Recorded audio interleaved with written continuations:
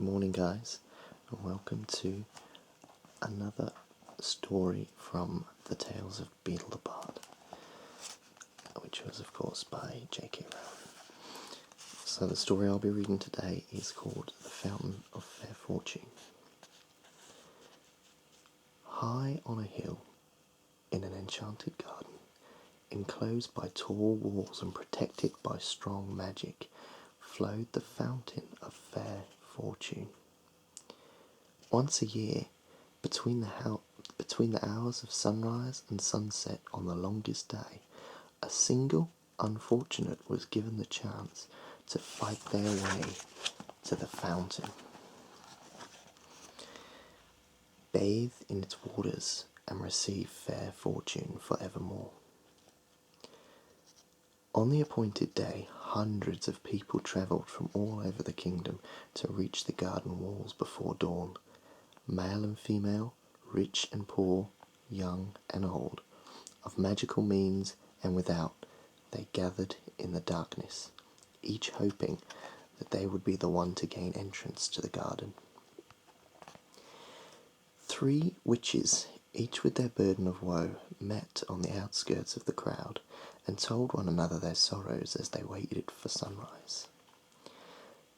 The first, by name Asha, was sick of a malady that no healer could cure. She hoped that the fountain would banish her symptoms and grant her a long and happy life. The second, by name Althea, had been robbed of her home, her gold and her wand by an evil sorcerer. She hoped that the fountain might relieve her powerlessness and poverty.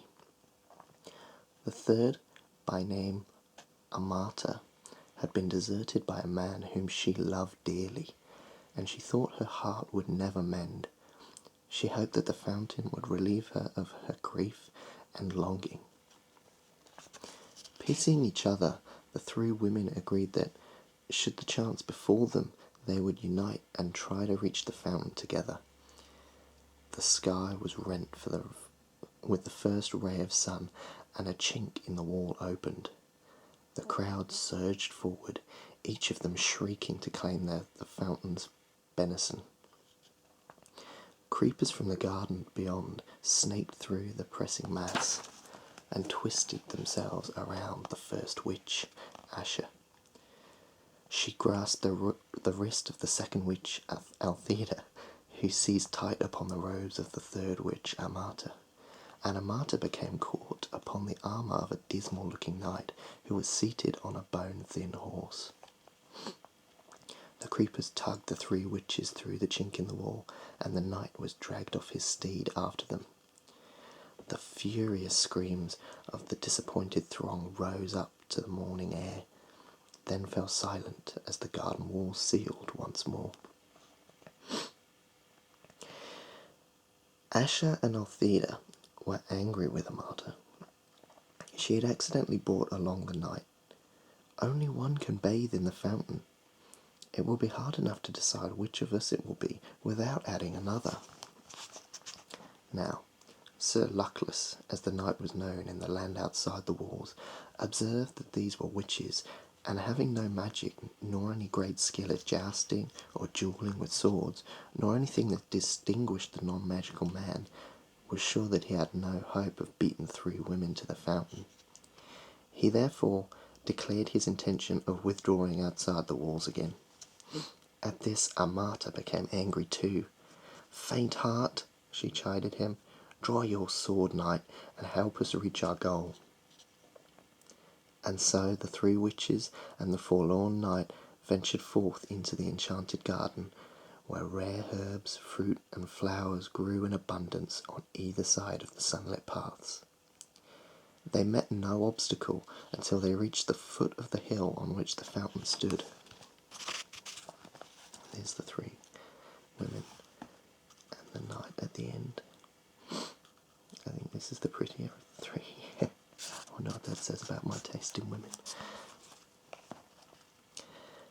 There, however, wrapped around the base of the hill, was a monstrous white worm, bloated and blind. At their approach it turned its foul face upon them and uttered the following words: "Pay me the proof of your pain." Sir Luckless drew his sword and attempted to kill the beast, but his blade snapped. Then Althea cast rocks at the worm, while Asher and Amata essayed every spell that might subdue or entrance it, but the power of their wands was no more effective than their friend's stone or the knight's steel. The worm would not let them pass. The sun rose higher and higher in the sky, and Asher, despairing, began to weep. Then the great worm placed its face upon hers and drank the tears from her cheeks. Its thirst assuaged, the worm slithered aside and vanished into a hole in the ground. Rejoicing at the worm's disappearance, the three witches and knight began to climb the hill, sure that they would reach the fountain before noon. Halfway up the steep slope, however, they came across words cut into the ground before them. "Pay me the fruit of your labours." Sir Luckless took out his only coin and placed it upon the grassy hillside, but it rolled away and was lost. The three witches and the knight continued to climb, but though they walked for hours more, they advanced not a step. The summit came no clearer, and still the inscription lay in the earth before them. All were discouraged as the sun rose over their heads and began to sink towards the far horizon. But Althea walked faster and harder than any of them, and exhorted the others to follow her example, though she moved no further up the enchanted hill. "Courage, friends, and do not yield," she cried, wiping the sweat from her brow. As the drops fell glittering onto the earth, the inscription blocking their path vanished, and they found that they were able to move upwards once more.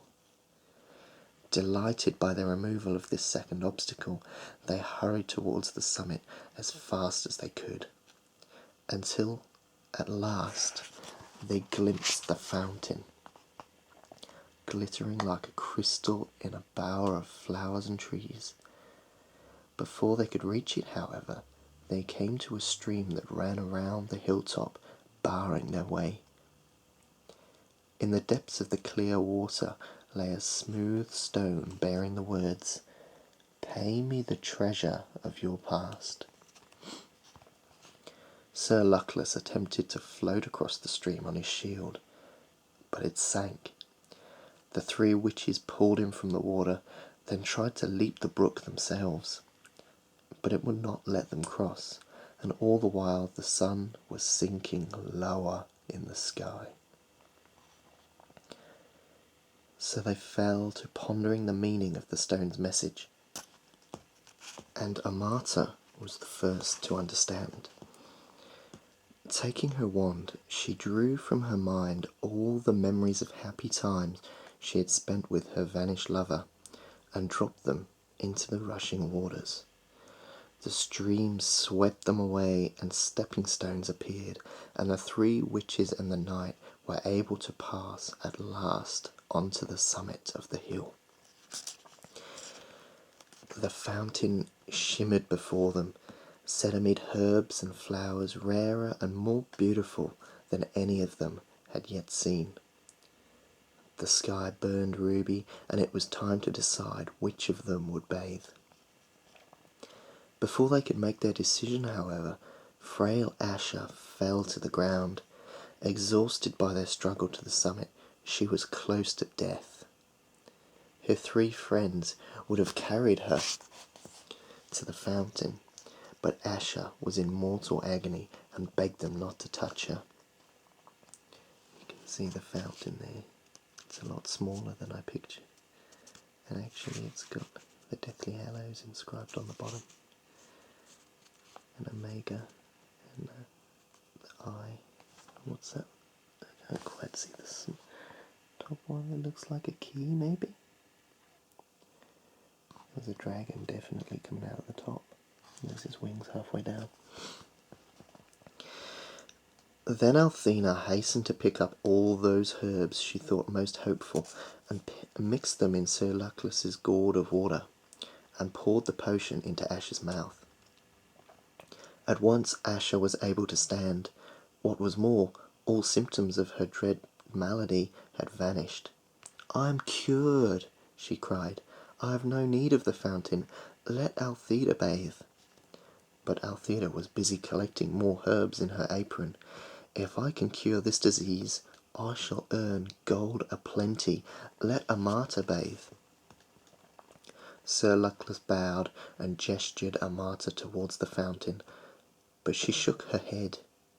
The stream had washed away all regret for her lover, and she saw now that she had been cruel and faithless, and that it was happiness enough to be rid of him. "Good sir, you must bathe, as a reward for all your chivalry," she told Sir Luckless. So the knight clanked forth in the last rays of the setting sun, and bathed in the fountain of fair fortune. Astonished that he was the chosen one of hundreds, and giddy with his incredible luck. As the sun fell below the horizon, Sir Luckless emerged from the waters with the glory of his triumph upon him, and flung himself in his rusted armour at the feet of Amata, who was the kindest and most beautiful woman he had ever beheld. Flushed with success, he begged for her hand and her heart, and Amata, no less delighted, realized that she had found a man worthy of them. The three witches and the knight set off down the hill together, arm in arm, and all four led long and happy lives. None of them ever knew or suspected that the fountain's waters carried no enchantment at all. And that's the second story in the Tales of Beadle the Bard. I hope you're enjoying this series, and we'll start on the next story tomorrow.